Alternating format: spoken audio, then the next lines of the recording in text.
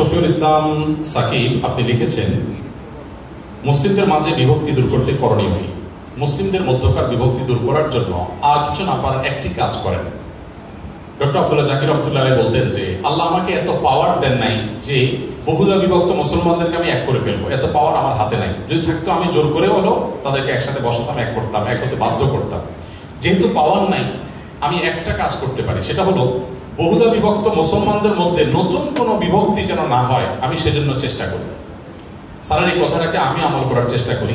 পারতপক্ষে সজ্ঞানে কারোর নাম ধরে খোঁচাখুচি করা, কারোর বিরুদ্ধে বিষোদ্গার করা, পাবলিকলি কিংবা ঘরোয়া মজলিসে, এই জিনিসগুলো যেন আমার দ্বারা না হয়, আমি সে ব্যাপারে খুব বেশি সচেষ্ট থাকি। আমি আপনাদেরকে উদাত্ত আহ্বান রাখতে চাই, বিশেষ করে আপনারা যারা সাধারণ শিক্ষিত ভাইয়েরা বোনেরা আছেন, আল্লাহর ওয়াস্তে ইসলামের কোনো একটা সেক্টর বা কোনো একটা গ্রুপ আপনি পছন্দ করেন, কোনো আলেমকে আপনি পছন্দ করেন, কোনো স্কলারকে আপনি পছন্দ করেন, তার অনুসারী হয়ে পাল্টা আরেকজন হুজুর, আরেকজন আলেমের গোষ্ঠী উদ্ধার করার জন্য নামবেন না।